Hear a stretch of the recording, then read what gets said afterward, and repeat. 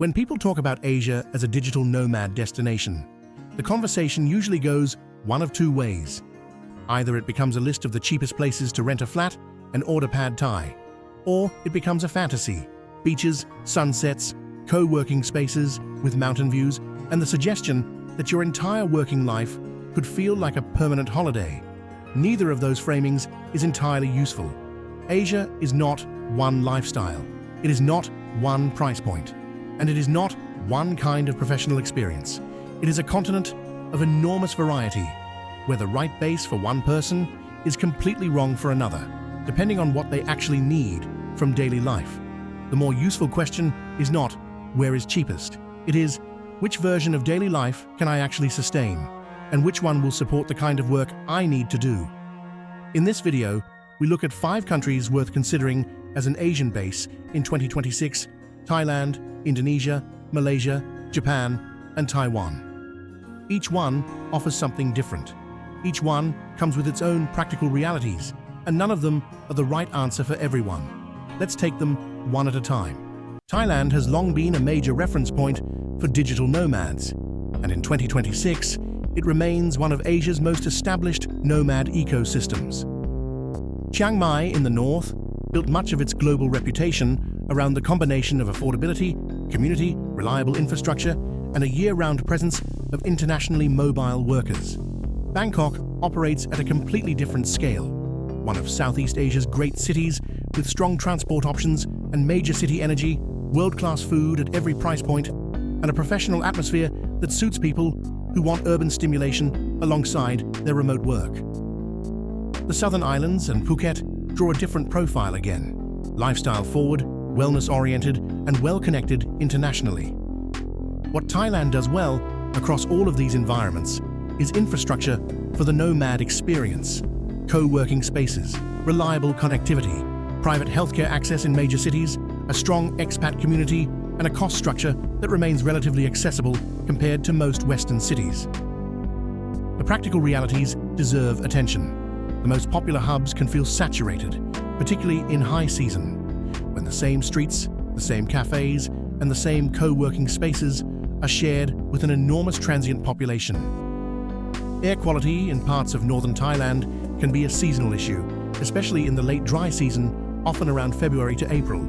Thailand's visa situation has also evolved significantly in recent years, including longer stay pathways that may suit remote workers and workcation-style stays. But the rules and requirements need careful, current verification before making plans. For whom does Thailand work best? The person who values an established nomad community, wants a genuinely broad range of lifestyle options, and is willing to do the administrative work of understanding the current visa structure. For whom might it not be the right fit?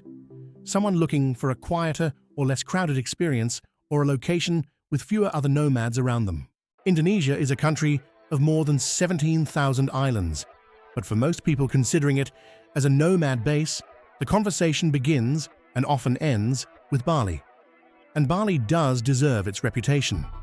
The combination of creative community, wellness culture, entrepreneurial energy, extraordinary food, and natural beauty has made it one of the most compelling lifestyle environments on the planet for the right kind of person. Areas like Canggu and Ubud have developed dense, international communities of founders, freelancers, creatives, and remote professionals, people who are building something, experimenting with lifestyle design, and doing it in an environment that genuinely feels different from a conventional city. The Balinese culture itself, its ceremonies, its pace, its relationship with nature, adds a dimension to daily life that is hard to find elsewhere. The honest version of Bali in 2026 is also a story of growing pains. The most popular areas are often more expensive than newcomers expect. Traffic in Canggu and Seminyak is a daily reality. Infrastructure under pressure from over-tourism is a legitimate concern. And some long-term residents describe a place that has changed faster than it has adapted. Indonesia has also been actively developing its approach to remote workers and long-stay visitors. However, visa and entry rules in this space have been an area of active development, meaning that any specific claims about categories, duration, and eligibility need to be verified against current official Indonesian government sources before you make any plans. For whom does Indonesia work best? The creative professional who genuinely responds to island lifestyle, values a vibrant international community, and approaches logistics as part of the adventure. For whom might it not suit?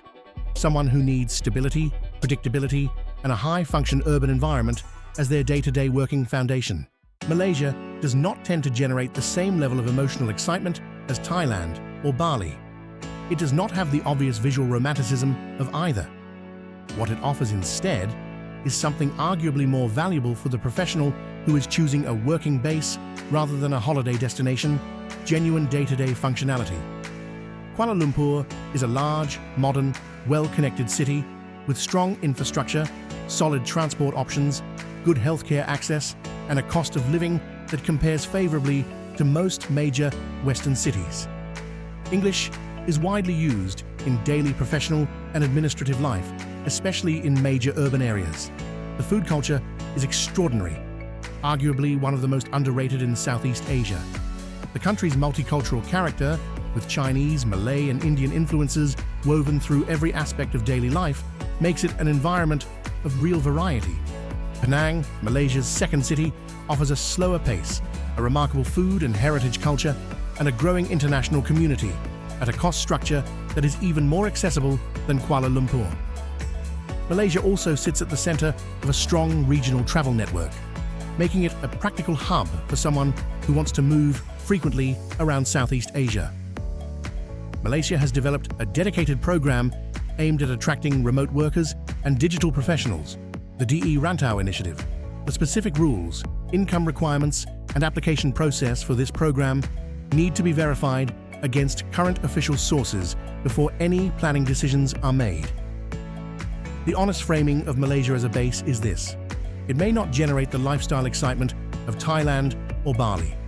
For some people, that is a problem.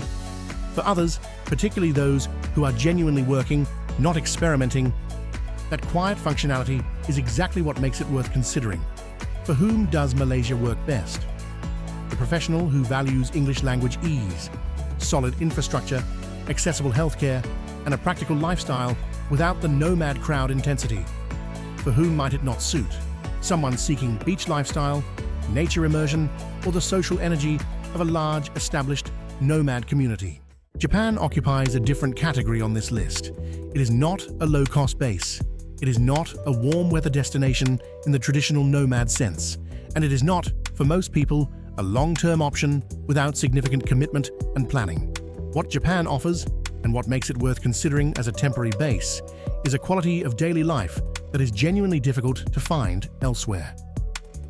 Public transport in Tokyo, Osaka, and other major cities is exceptionally reliable. The food, at every price point, is exceptional by any international standard.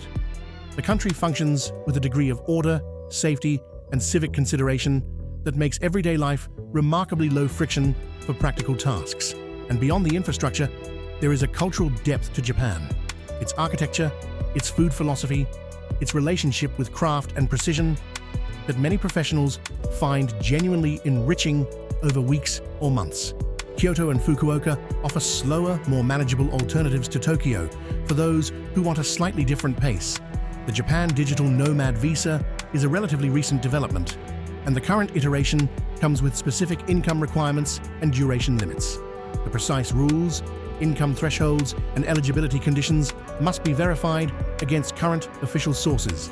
They are meaningful constraints, not minor administrative details. Japan is also not inexpensive. Major cities, particularly Tokyo, carry a cost structure that is simply higher than most of Southeast Asia. The language barrier is real in daily life, even if manageable, and Japanese professional culture operates on conventions that may feel unfamiliar at first. For whom does Japan work best? The professional who values order, safety, and cultural richness, who can absorb a higher cost base, and who is treating it as an extended immersive stay rather than a permanent low-cost residence. For whom might it not suit? Someone who needs maximum affordability, wants a warm beach lifestyle, or requires long-term visa flexibility without significant income requirements. Taiwan is, by some margin, the most underrated country on this list. It does not have Bali's lifestyle mythology, it does not have Japan's cultural mystique, or Thailand's global nomad reputation. it does not have the obvious tropical appeal that draws the largest crowds to Southeast Asia. What it has is substance. Taipei is a city that works. The public transport is efficient, well-maintained, and easy to navigate. The food culture is genuinely outstanding. Night markets, regional specialities, and a density of excellent eating options at every price level. The healthcare system is accessible and well-regarded. The city is safe. Infrastructure is strong. English is increasingly practical in younger urban circles, especially in Taipei. And the overall cost of living compares favorably to Tokyo or Singapore, while offering a quality of urban life that rivals both. Taichung and Kaohsiung offer different scales and paces, smaller, slightly warmer in character, with their own distinct cultural environments. Taiwan's digital nomad visa structure has been developing, and there is now a more coherent framework available for remote workers. The current rules, duration and income requirements need to be verified against official Taiwanese government sources before any planning. One note, Vietnam, Hanoi, Ho Chi Minh City, and Da Nang in particular is a country many people would expect to see on a list like this. And for energy, value, food culture, and a growing nomad scene, it remains absolutely worth watching. For this practical-based shortlist, Taiwan currently feels like the stronger fit because of its infrastructure, healthcare, urban stability, and developing visa framework. Taiwan's most significant friction point for some people is geopolitical perception. It is not the same as geopolitical risk, but if you are sensitive to the broader regional conversation about Taiwan's political situation, that is worth factoring into your decision. For many professionals living and working in Taipei, it simply does not affect their daily experience. It is also not a beach and sunshine lifestyle destination in the traditional sense. The geography, climate, and character of the country are different from what draws people to Thailand or Bali. For whom does Taiwan work best? The professional who values high-quality urban infrastructure, safety, food, and a functional nomad visa environment without needing a tropical beach as part of the picture. For whom might it not suit? Someone whose primary driver is a warm-weather, outdoor island lifestyle, or who is concerned about the regional geopolitical context. 5 countries, 5 completely different versions of what a working life in Asia looks like. The right question to ask yourself is not which one has the best weather, or which one has the cheapest rent on paper, or which one your colleagues in co-working forums are talking about this month. The right question is, what does my working day actually need? If you need an established community, a mature ecosystem, and lifestyle variety, Thailand is worth considering first. If you respond to creative energy, island living, and a vibrant entrepreneurial scene, and you are prepared for the realities that come with it, Indonesia belongs in your thinking. If you need a stable, English-speaking functional base where the city works and the administration is manageable, Malaysia is the pragmatic choice that often gets overlooked. If you can support a higher cost base and want the experience of living in one of the world's most orderly and structured daily environments for a defined period, Japan offers something genuinely rare. And if you want an underrated city with strong infrastructure, exceptional food, and a growing visa framework, Taiwan may be the most interesting case on this list for 2026. None of these is the right answer for everyone. Each of them is the right answer for the right person, at the right stage, with the right priorities. The most important step is clarity about what you actually need before you make any decision about where to go.